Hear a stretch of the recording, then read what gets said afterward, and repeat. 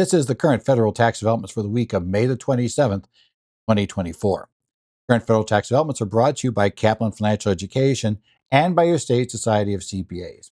It's Zollers coming here from Phoenix, Arizona, and we're going to be going over a couple of things this week that happened in the area of federal taxes, including two separate court cases where the losing party is arguing that the party that prevailed misled them. And in one case, the court even agreed there was a silence. And in the other case, the court said it didn't really matter, that there was a misleading silence, I should say. In the other case, the court ruled that it didn't really matter, in essence, because of the fact that Congress had explicitly shut off any possibility of equitable tolling for the issue in question. So, interesting week. But before that, we do have a couple other things we're going to look at. First, we're going to talk about yet another private letter ruling that was requested for a misqualified subchapter S trust election after S shares moved to a trust following the death of a shareholder. Talking about this, we've seen related ones that are where we're talking about ESBT elections, but basically the same problem. We're also going to talk about a tax preparer whose conviction for willfully filing false returns was upheld on appeal, despite the argument that he was doing what he'd done for years in one case, and that he'd never really then proved he'd willfully, filed false returns. It was kind of interesting discussion. We do have letters from the case, the first of our two cases with the courts. This one deals with letters to the taxpayers from the IRS Appeals Office, and the fact that those did not extend the time to file a suit for a claim for refund. So we'll talk a little bit about that. That's a procedural issue you need to be aware of, because basically you can lose your rights, unlike a case we're talking about going to appeals. In the case of an IRS exam, where there's an assessment date, etc., and there's options afterwards. In this state, it's going to become a little more interesting because the client effectively, or the taxpayer, loses all of her options by the fact that she kept waiting for appeals to handle her matter when, in fact, that wasn't going to happen. So we'll talk a little bit about that issue. We'll also talk about the shoe being on the other foot, where the IRS found that a partnership was held by the tax court were properly elected to early apply the Bipartisan Budget Act audit provisions, rendering the IRS's basically TEFRA partnership exam invalid and worthless, and it just chewed up time that now they weren't going to be able to go back into a BBA exam and get that completed, and assessments based on that. So it was an interesting question there. It goes to the validity of their election. And even though the taxpayer knew the IRS believed they had denied the election and believed they had the right to do so, well, the taxpayer just kept quiet about this potential defense. So we'll talk a little bit about it, but taxpayer win. So let's talk first about the private letter ruling problem that I mentioned. This is private letter ruling 2024-21005. This particular one came out May 24th, and really, we see ones like this on a very regular basis. And I just want to remind people of the problem we're seeing here.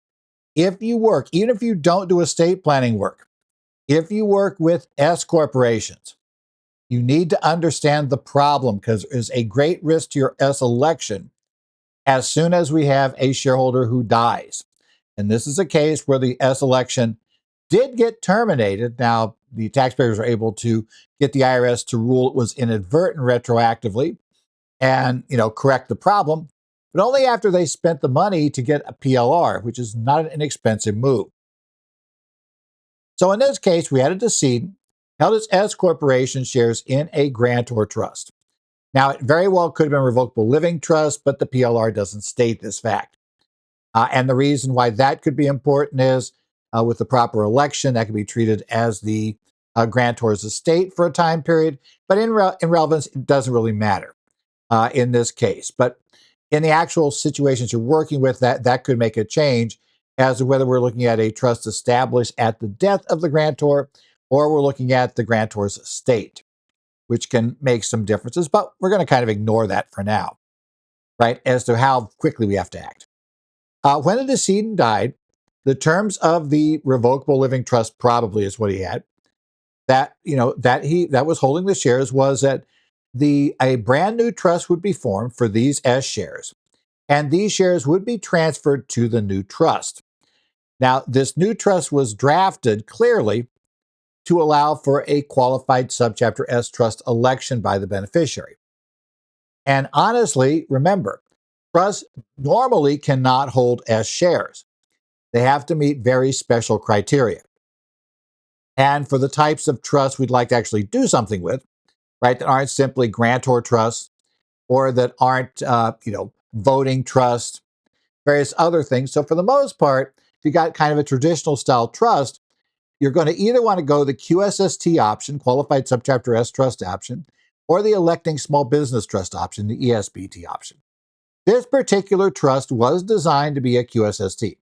Now, in a QSST, it operates virtually as if the beneficiary holds those S shares directly, effectively virtually like a grantor trust in this purpose, so that every distribution coming from the trust has to go to the beneficiary. The cash goes straight there.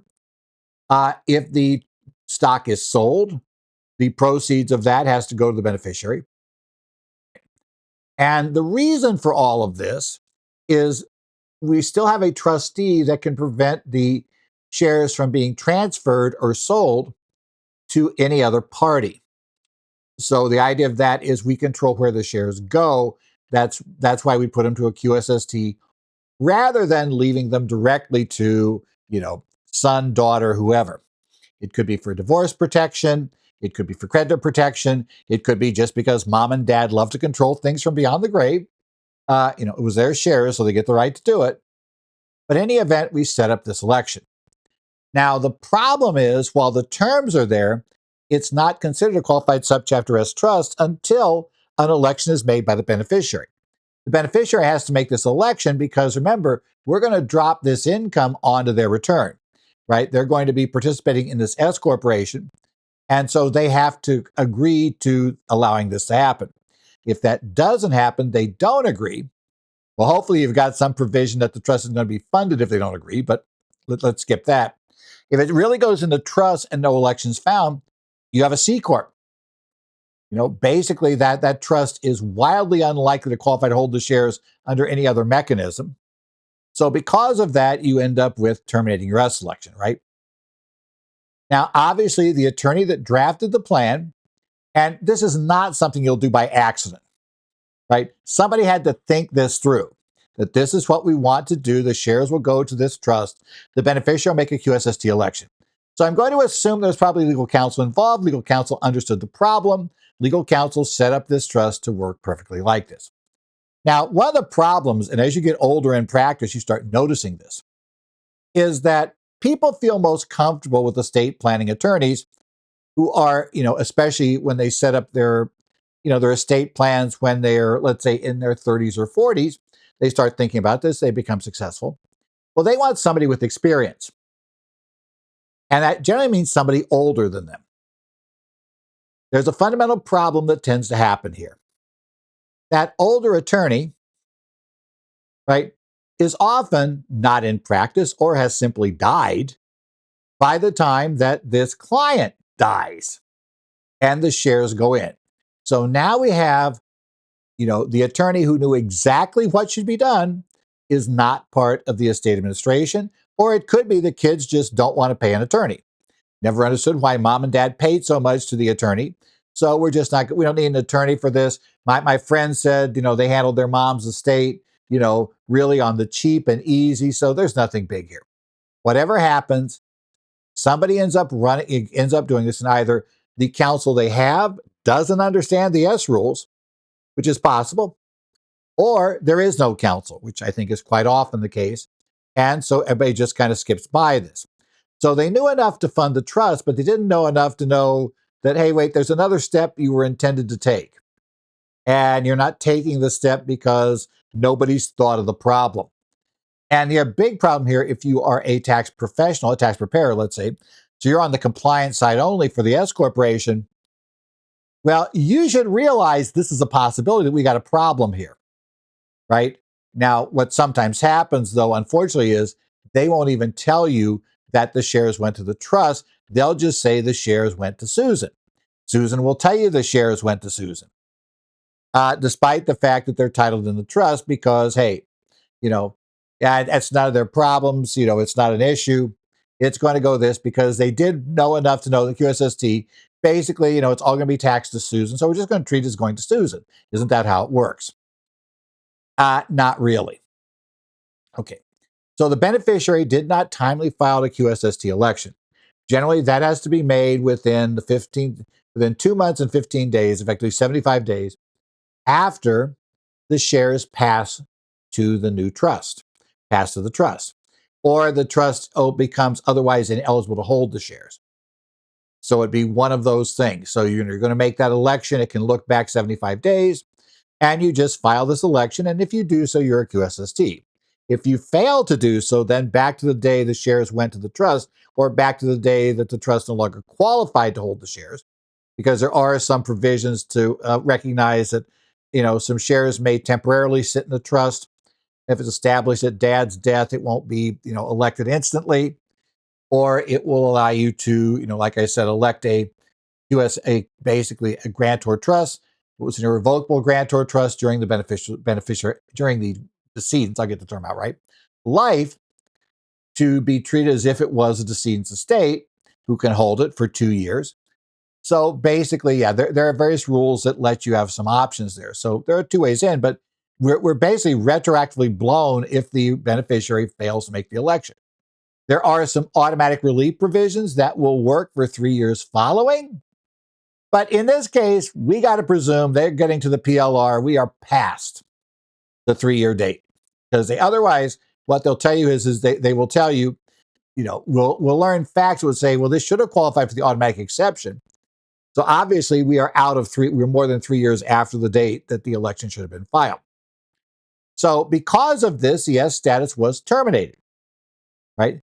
Right. In essence, it terminated because not because anybody said we don't want an S anymore, but because we had a disqualified shareholder. Right. Now, the taxpayer was not aware of this fact. So the S corporation continued to issue K1s as if there was still a valid S election. And I have no doubt, as I said, the K1 went to Susie or whoever the person was supposed to get it, right? Who actually had it in trust. Because they don't always tell preparers these things, right? So you find out these things. But so everybody reported income as if it was a valid S election. Except, of course, it wasn't an S Corp.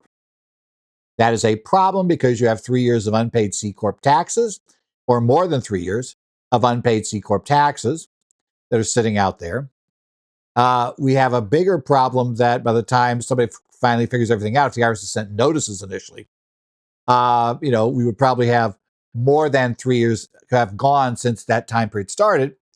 So people would no longer have the ability to file for refund claims necessarily because it was not, it was just their screw up by treating this as an S when it wasn't, right? It was not a valid S corporation. So that one was a fact that was knowable at the date. It's not a judgment call. It's not the IRS making a decision about law. This is mechanically a very simple decision. But the reality is it's almost never the IRS that comes in and finds this out. In fact, I don't really think I've ever heard anybody relate a case where the service came in and did this. So now the question becomes, so why are they going for a PLR if the IRS doesn't raise this issue? There's this thing called due diligence. And certainly public companies know about it. And they generally do it when they're looking at acquiring a business, right? They're interested, your client's business is very successful. It's been operating for whatever. They want to write this nice, really big, attractive check to buy the company's interest. But before they'll do that, they agree and you allow to come in a due diligence party who quite often, if it's a large public company, will be a basically consulting group from a big four firm that will come out and look for potential glitches. And part of that team will include people who understand S corporation structures, and they are going to look for whether there is a danger here that we have a lot of unpaid C taxes because we don't have a valid S election. They're going to try to confirm the validity of the S election. And that quite often is when they uncover these things. Hey, Harry died, right? And it went to Susie. Okay. Well, how did Harry transfer the shares to Susie? Oh, it was a trust. Okay, good. And that trust, okay, thank you. We now see the trust document. Okay, good. It looks so far. We see the QSST provisions in there. It looks great. Okay, show me the QSST election.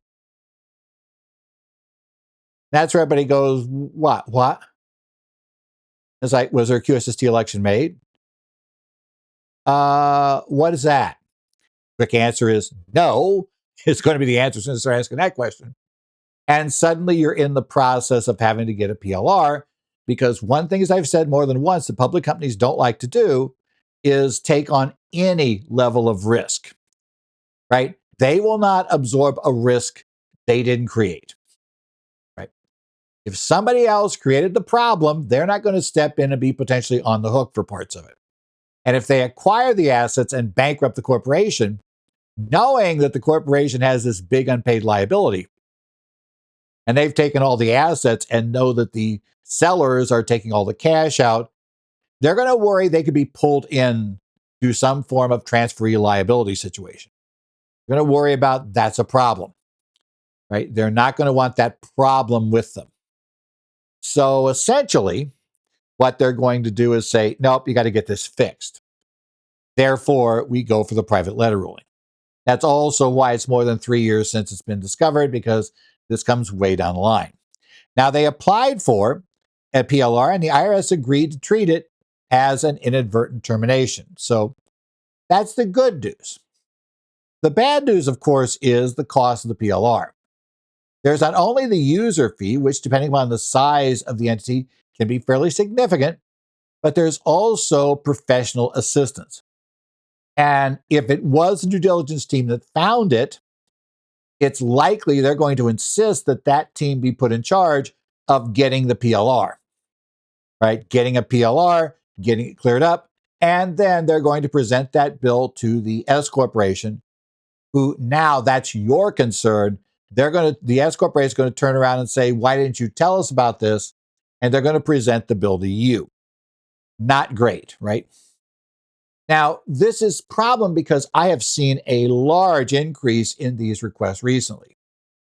We've seen these PLR requests go up dramatically recently. And I suspect one of the problems is with the changes in basically the estate tax rules, the amount you can transfer tax-free. I'm guessing that a lot of estates that in the past would have had to get an attorney involved because there was a 706, there were all these things to deal with, there were all these problems, and there'd be an exam. So they'd have somebody who is basically both an attorney and a tax advisor who are skilled in working through these things, including the QSST and ESPT elections.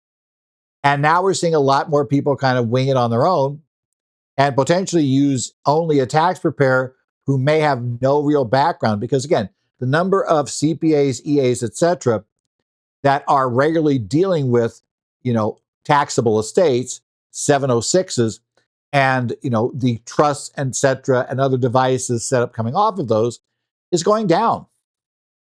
Somebody who came into practice in the past 10 years may very well never have gone near a 706. They may see some historical trusts, but were never involved in funding them, right? So it is becoming, very, very likely that we're going to find that a lot of preparers have no clue about this issue. But if you are doing S corporations, be aware of it. And that's especially true because you have an old estate plan that moves the shares in there that they're likely to use. And by the way, the moving the shares into a trust for the S is most often done to isolate and for liability protection, not really for an income tax issue. So the odds are we're going to keep using these, and that's where a huge danger comes in. If you do have that, make sure your clients also are S corporations. Talk to their shareholders. Ask what happens when you die to these shares.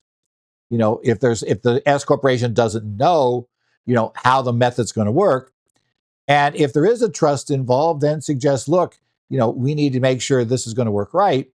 And also consider adding provisions in the S corporation, the stock agreement, to make sure that if stock does go to a entity that is not allowed to hold it, that the S corporation will grab. But you need to be proactive here, because I'm beginning to suspect there's just a lot fewer professionals who are used to dealing with this issue that are getting involved in these estates when S corporation shares pass. And that's causing us a big S issue. Said it's likely the attorney that was originally drafted it was no longer involved with the estate. As I said, could have retired, could have died, right? Various things. And it's getting tougher and tougher to find replacement counsel, right, who can step in and do this. And so it may have very well been that this was an attorney who, when his practice shut down, he really couldn't find anybody to refer or to suggest people go to. We've seen that a lot. And it's a little more interesting trying to find somebody to step in and take care of stuff, and that's just the way it works. And also, if you are involved, I think this should go, attorneys should pay attention to this one too. It's really important to set out clearly, what the steps are involved with the mechanisms you've chosen. Don't just assume that they are going to have you there, or even if they go get counsel, they're going to have counsel that understands this issue. Make it very clear that, at the first death, and tell them to hold on to this, right? And make sure your heirs have this document. At that death, the shares go to the trust, but it's crucial to keep the S Corp election in place that the beneficiary must make this election. If the beneficiary refuses to make this election, notice the terms on the other estate planning documents that says the shares just don't go to them, right? The shares don't go to the trust unless they agree to make the election. Get stuff along that route. Next up, we got a criminal case, United States versus, in this case, Mater. It's an 8th Circuit case, docket number 23-2258, came out on May the 23rd. Now, this preparer has a few issues. What got the IRS attention was they became aware that he was routing tax refunds for his clients into his own personal account. Yeah, it's kind of interesting that the same account is getting all of these refunds. That raised a red flag to the IRS saying, hey, this isn't right. We need to go talk to this guy. When they went out and took a look at his practice, they found a whole bunch of other issues, right? Including the ones we're going to talk about today that got him facing criminal charges and a criminal conviction, which has now been sustained on appeal. He had a pattern of reporting unreimbursed business expenses and refundable education credit on a huge proportion of his clients' income tax returns. Okay. Unnaturally large proportion, which got them really interested in, now either this guy has a really weird client base, or is he just inventing these? And quite often people get picked up with that. Didn't mention it's here, but the ones I remember, some I've heard about who've gotten convicted similarly, they tend to love to use the same numbers. I mean, I might as well do it quickly. If you're going to use fake numbers, why spend a lot of time on them? Just use the same thing, right? One example was a couple where he basically listed $26,000 in business expenses and got them a education credit. Neither was in college, and he never asked about backup he never asked them about if they had business expenses. He just had nice $26,000 of unreimbursed business expenses on the return and an education credit. And this was not unusual in his practice. A lot of his clients had these sorts of things appear on their return. Okay. Now, he, of course, said, okay, all this data is in front of a jury. At trial, he's convicted by a jury who says, you willfully basically, filed false returns. You misrepresented information on returns that you knew was misrepresented. And you did that willfully. And he said, wait, there was no evidence of, that I had willfully done so. And of course, I'm sure his theory is, well, in order to show it was willful, they'd have to prove I knew it. And they'd have to prove that and I knew it was wrong. And I had, and I acted out of my own will. And of course, well, that requires mind reading, and they can't do that. So unless I say that's true, they couldn't convict me. That's not quite how the world works. And the 8th Circuit panel pointed that out to him, right? They said the jury is allowed to reasonably infer willfulness from your actions and other evidence before the jury. And in fact, basically, um, they had, a couple come up and said he never asked about their expenses or asked to look at receipts. He just put a number on the return, right? So that number was there. And like it or not, a lot of clients don't look at the return. So it's possible, and I'm sure the clients claim that here, because otherwise, you worry about the fact that you were part of this. But they claim they were asked. And what really hurt, to be honest, was the second one there. On another case, the IRS brought up as a fraudulent return, he had admitted he had adjusted numbers to get the result he wanted, right? But he said that's okay because he had been doing that kind of adjusting of numbers on the fly. By the way, adjusting numbers means lying, right? Faking, getting the right number to make things work. He had been doing it for years, so obviously that means, I'm not sure what it means in his mind, but he thought it meant something important. That he was there. It did, as the jury noted. It means you knew exactly what you were doing. And the jury wasn't going to buy this theory that he didn't know that was wrong. They're saying, nope, you're holding yourself up as an expert. You should have known this was wrong. We're 12 people with no, or however many was on the jury, with no tax training at all. And we figured out it's wrong, right? We have no trouble figuring out you shouldn't do that. So we can't believe you're such an idiot, right? Which, by the way, is one of the defenses that comes there. Yes, if you're so stupid you don't understand what you did wrong, you don't understand that what you did was illegal, then it's tough to get a criminal conviction, especially in tax areas. That goes back to the John Cheek case, which was U.S. Supreme Court. But the sad part for Mr. Cheek was that on retrial, the jury didn't believe he could be that stupid. So it's kind of a positive defense. I'm that stupid. And the jury said, no, Mr. Cheek, you're not that stupid. So he ended up being convicted anyway. But anyway, the Cheek defense wasn't going to work here either. It was one of those backgrounds, right? The appellate panel refused to overturn the conviction. And key issue takeaway here, and this is one reason why I want to remind you of this. Just because something has been done for years, just because the IRS has never questioned something for years that is clearly wrong under the code, this is not going to justify. Just because you went through an exam last year and this issue wasn't raised by the service does not mean that you can just keep doing it if you become aware that the position is not supported by the law. Now, hopefully it wouldn't be so bad that you end up like in this case, the preparer here that ends up, basically with a criminal conviction for filing false returns. But, be aware of that because I hear all too many times people do it, well, that's impractical. They never look at that. It's like it's impractical until they actually start looking at it. And no, you're not going to get out of it just because the IRS for years never looked at this issue.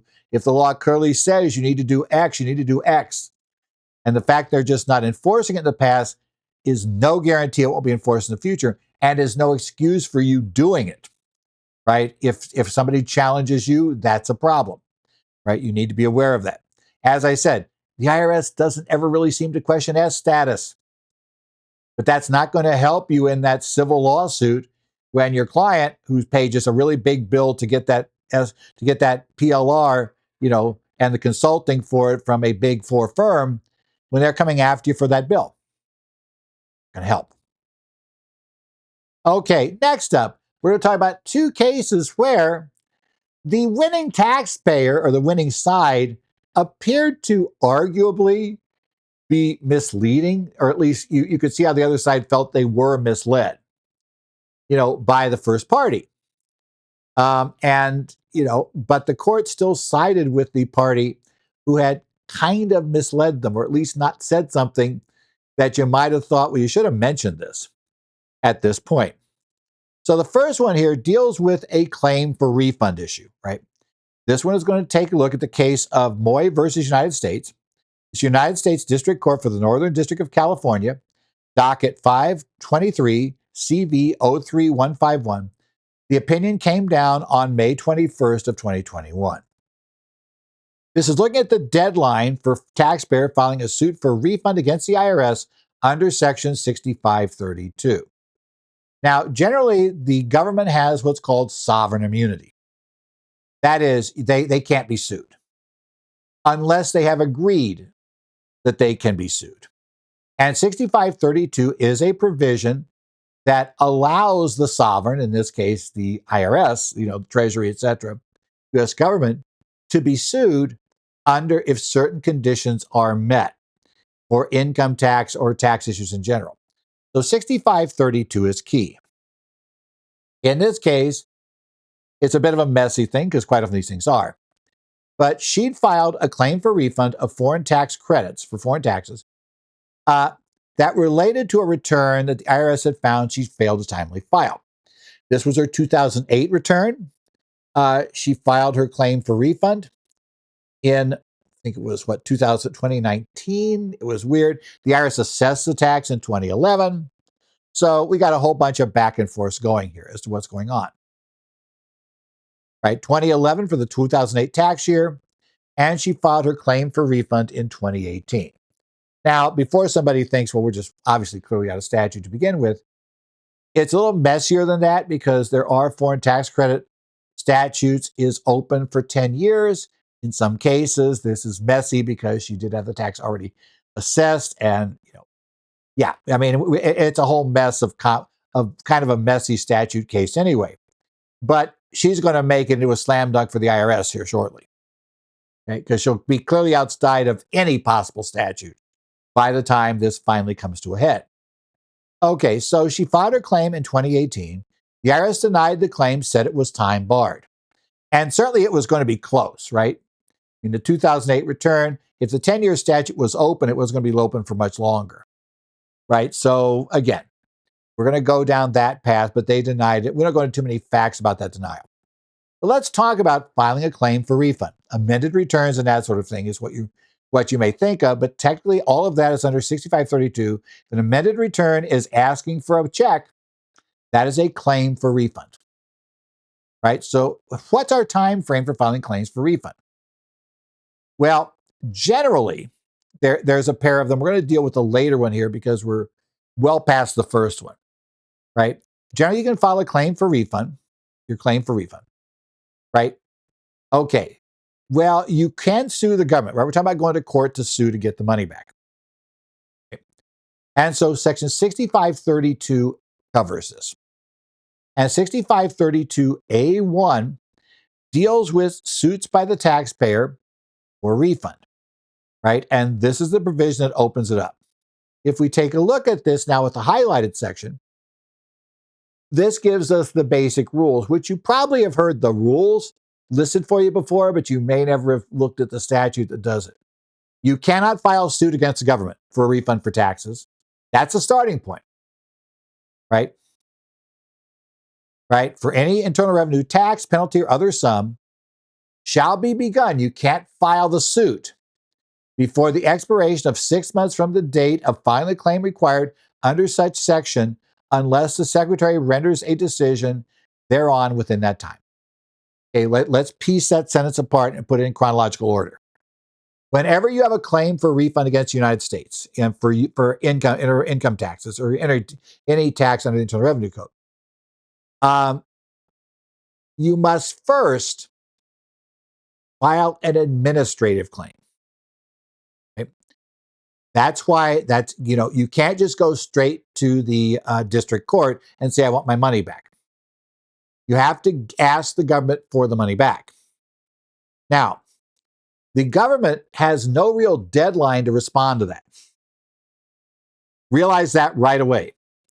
This is going to be one of those things that those people currently stuck waiting for employee retention tax credit claims. Yeah, that's your problem. That's why they can sit them as long as they have. There really is no statute for them to act, except note, if you've had it for 6 months, then you can file suit in court. Now, that would be the way to force the hand, as I would point out to people who talk about your ERC credit. Well, you could force their hand by suing them right now. Okay? So you file suit, the district courts, start scheduling trials, start scheduling dates and everything. And that could force the IRS's hand. They can't ignore it forever.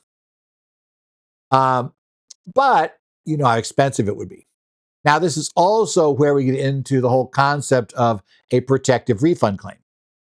It revolves around the fact that you filed within the relevant time frame.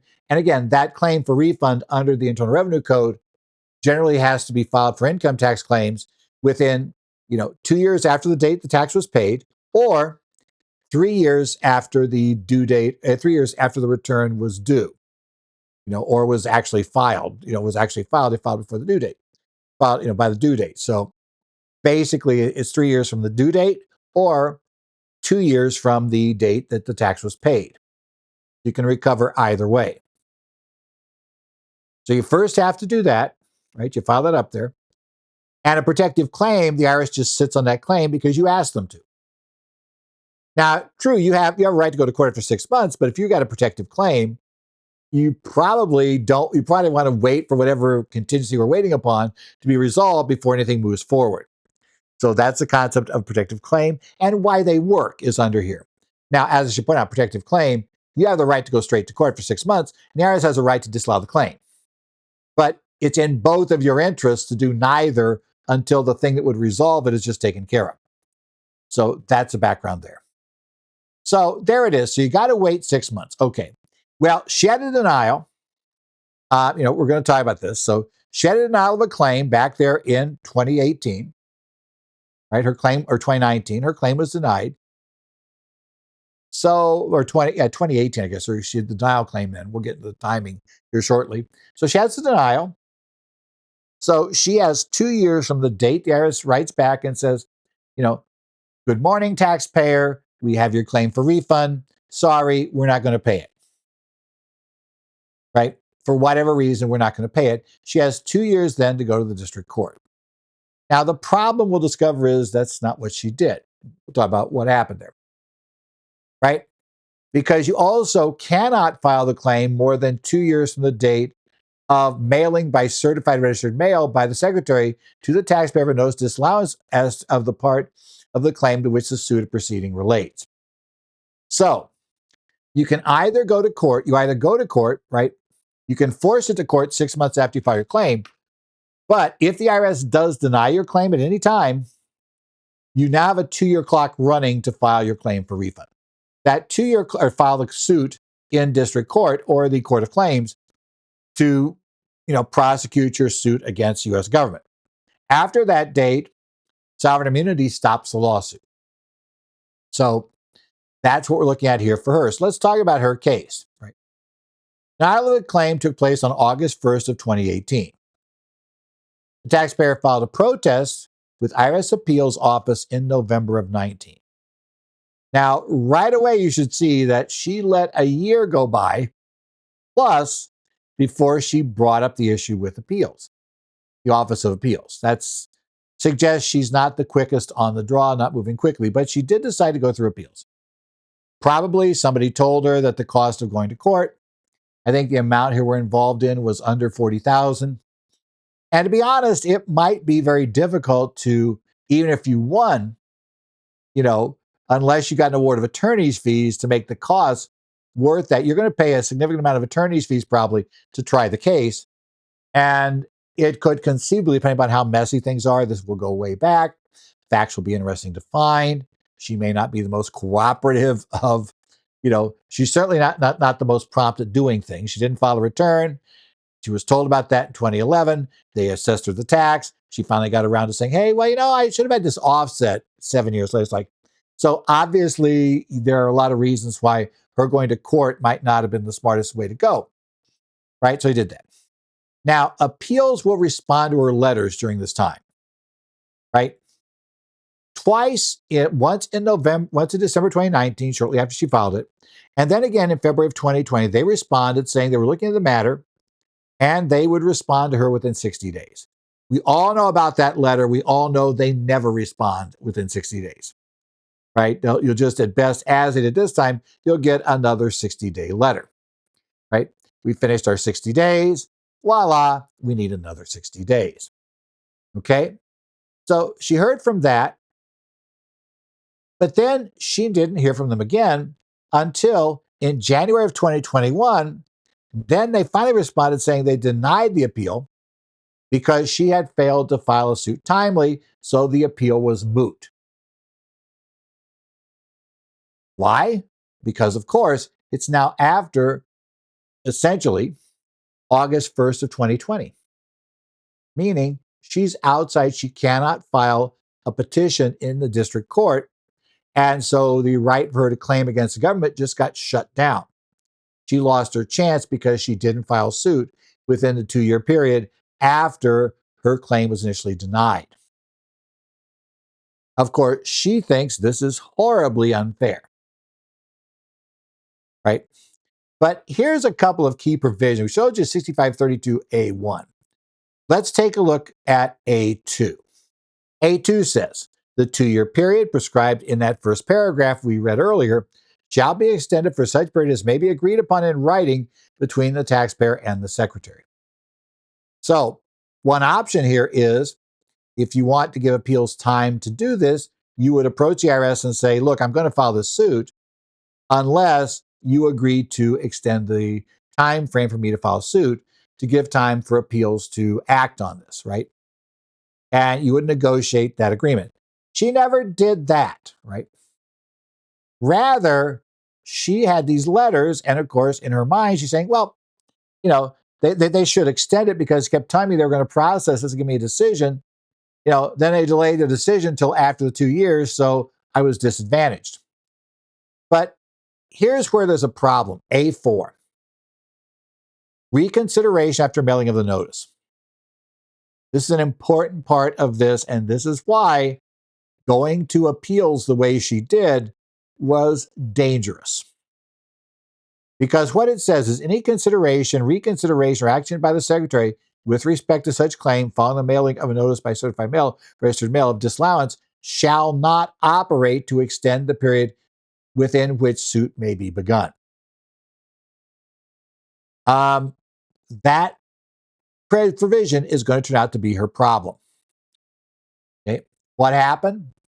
Well, she argues, look, fairness here, guys. The IRS had my appeal. The Office of Appeal had this. The Office of Appeals obviously knew about the 2-year deadline, right? In theory, right? They work with it all the time. They knew that they could extend the statute. They could have approached me and said, look, we won't be able to get to it. So either you need to file your suit because we're not going to deal with it. We're not going to give you an extended time period, or we are going to allow you to extend it till we can deal with the issue. And then you'd have time, some agreed upon time after that to go ahead and file your suit if you decide to do so. That seems fair, right? That seems equitable that you should do that because the government in her mind had basically should have informed her, right? That there was something going on, should have done something. But the problem is, as the opinion finds, it doesn't matter if this fact pattern is or is not subject to equitable tolling because Congress explicitly blocked the use of their particular reason.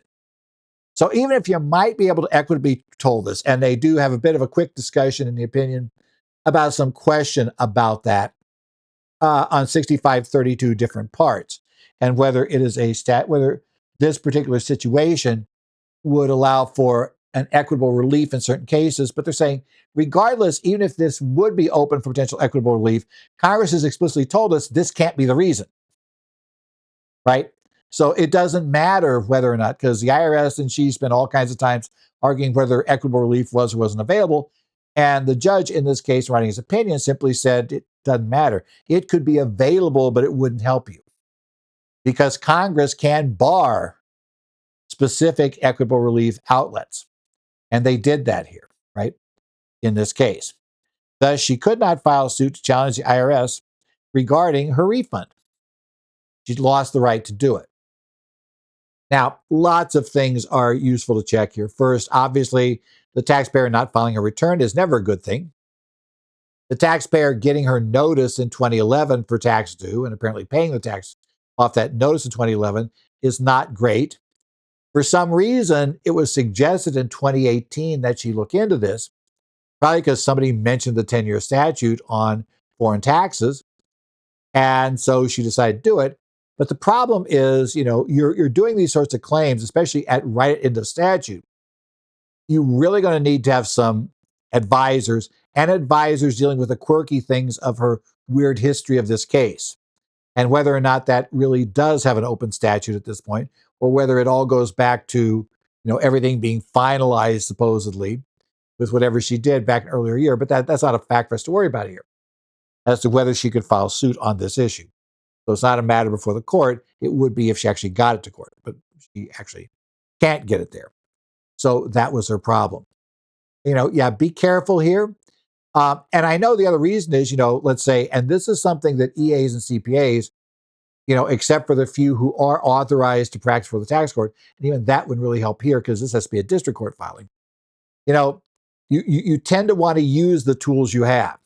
And since you can't go to district court and represent the taxpayer, you may be tempted to go ahead and try to go through appeals. But you got to be aware of the fact that, in a case like this, you are facing a deadline, and court may be the only way to keep your rights open.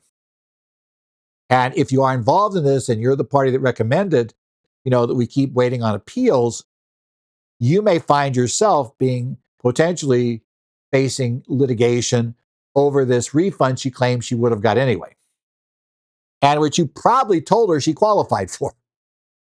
That's why you're representing her in appeals, right? Yeah. Be very, very careful of these cases. Understand statutes and make sure that you don't let a statute die like this one did. So that seems like the IRS misled her, arguably, and they still win. The bad guys win. Let's turn to when the taxpayer misleads the IRS. And there's even a finding in this case. The first case, there was no finding, the IRS misled her. In this case, the court will actually find that by staying silent, they essentially kind of effectively did a misrepresentation by staying silent and letting the IRS just go ahead and do things that didn't matter, that were wasting time, and allowing and not pointing out they should have been doing something totally different. So this is a case of SN Worthington Holdings LLC versus Commissioner. It is a reported case 162 TC number 10, May 22nd, 2024. This case is not so important because you're going to hit this exact fact pattern again. You're not. We're not going to be electing into the BBA audit regime in a prior year, except under really weird circumstances these days. But it does tell you how to be careful about reading things and being aware of what's going on. And it was also the taxpayer being very aware of what they were doing. And yeah, it's kind of high risk what they did, because I could certainly have seen the tax court going the other way. It's going to all depend on, as we'll discover, whether or not estoppel comes into play or not here. Now, when we passed the BBA partnership audit procedures in 2015, Congress had it become effective in, as I recall, 2018. But they did say that if an exam opened up after the date that the BBA, the Bipartisan Budget Act of 2015, was signed into law, any exams opening after that date, there may have even been ones that were still open, a taxpayer had a right within 30 days after being notified of an exam, the TEFRA exam, to essentially elect to have that come under the BBA procedures, right? So that was it, right? So we could opt into that. Congress allowed that opt-in and essentially said the IRS will publish rules on how to do that. Those rules are found in Treasury Regulation 301-9100-22B2 is where we're going to find the election.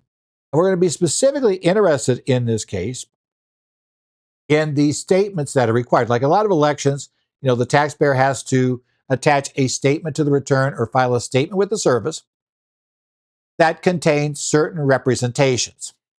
And the taxpayer, or in this case, somebody authorized to represent the partnership and act for the partnership, would sign the document under penalties of perjury that this is true and correct to the best of their knowledge. And that's what we found here. Now, inside of all of this is a specific representation that is referenced at Treasury Regulation 301-900-22, B2II-E4.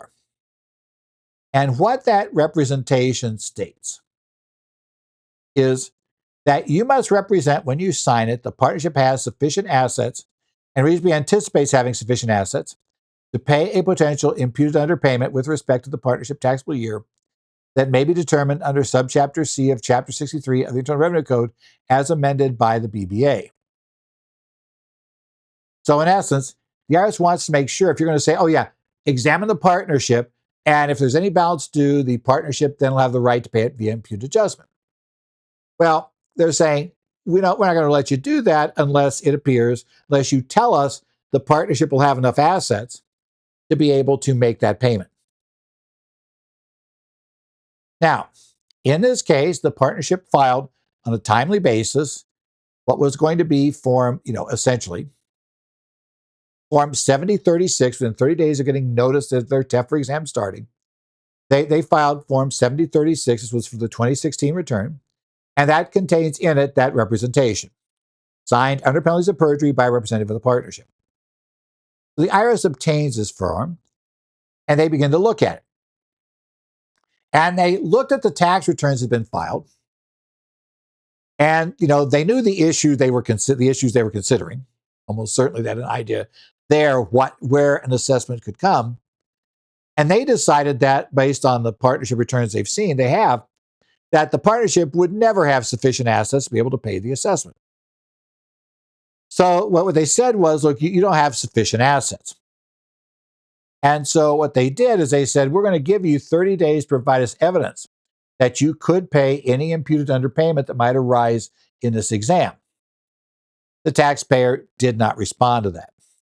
The IRS notified them after the 30 days had expired that the agency had rejected their election and was going to continue the exam under TEFRA rules. The taxpayer again stayed silent, but they did participate in the TEFRA exam, and they signed documents that referenced TEFRA procedures as part of the exam.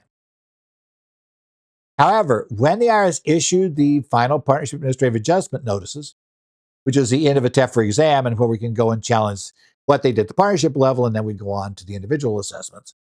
Now the partnership goes to tax court and says, hey, wait a minute. This is an invalid final partnership, administrative adjustment, invalid FPAA. It's invalid because we made a valid election to have this exam go under the BBA exam, and this is not how you terminate a BBA exam. And they didn't do the right process and get the right extensions of statute, I'm going to presume, because there's lots of issues there. So the tax court, the IRS said, wait a minute.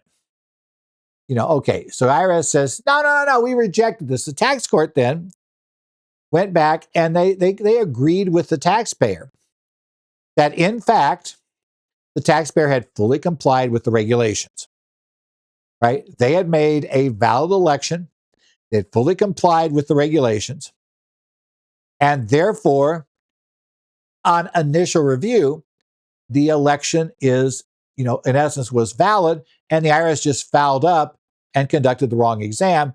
It's now too late to go back and restart BBA, it appears. So, partnership, you get out of this with no changes. All the partners aren't going to have to pay any money, as the world is great if you're the taxpayer. IRS, not so. The regulations, as written, only required the representation to be made and did not provide for any mechanism for the IRS to reject an election so long as it complied with those representation rules, right? It never said the IRS had a right to ask for additional information, ask for proof that the statements were correct. It just asked for the statements under penalty of perjury. And that they had that. It's in their hand right now. They admitted they got that timely. Okay. Now, there is one other option, though. Right? And they said, okay, I should skip one more thing. The IRS tried to cover the arguments. They said, well, obviously we have to be able to verify that they could pay it, because otherwise it goes against the whole BBA position, right? In essence, that's there. If they don't have the assets to do it, then this appears to be just a way to try to avoid ever paying the tax when there's an assessment, because it'll go to what will be effectively a totally insolvent LLC that would never have, and none of the partners had to pay the tax afterwards. But the court noted that the BBA had presented, which it does, that deals with a partnership that goes bankrupt, belly up, etc. And there's an imputed adjustment. Then in essence, that passes out to the partners and they get a chase it there. So they did not agree with the IRS that being able to ask for proof of that was required essentially to basically not frustrate the purposes of the Bipartisan Budget Act. That's not required. Nobody has to do that.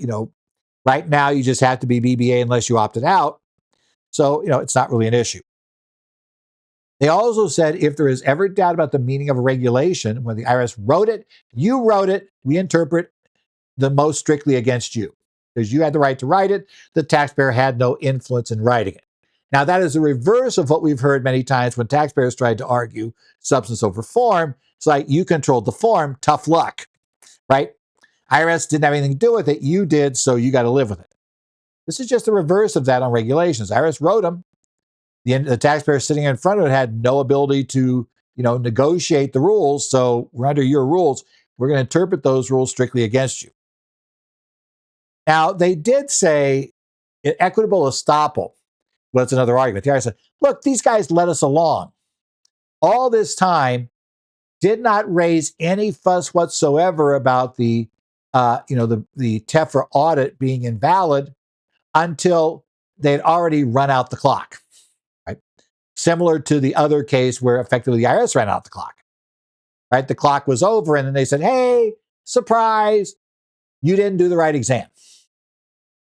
Now, to be equitable estoppel, there has to be a few things involved. And the court walks through these. One of them is there must be a misleading representation by the partnership. Okay, they said, well, that first test is met. The partnership knew, the IRS believed that, that this was a valid one. You cooperated with the TEFRA exam, and the only reason for doing so was effectively, to keep the IRS thinking that was okay, right? There's no other reason to keep going with this exam. It's invalid, right? Your position is it's invalid. So why would you keep cooperating with an exam that's invalid? You intentionally, decided not to say anything about your election and not fight it. You give yourself the run out the clock option, right? They'll burn all this time on a TEFRA exam, and we'll then come back in and said, nope, we said it should be BBA. Okay, so that was unfair. We can accept that. However, here's the problem. Was the IRS already aware of the fact that wasn't provided to them? Were they aware of the true facts?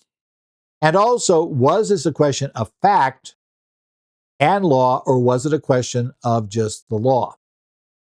And the court found that the IRS already had all necessary information to determine if the BB election was valid in their hands. They had no right to ask for backup. They already told you the way the law would apply. So they had all the data in front of them, right?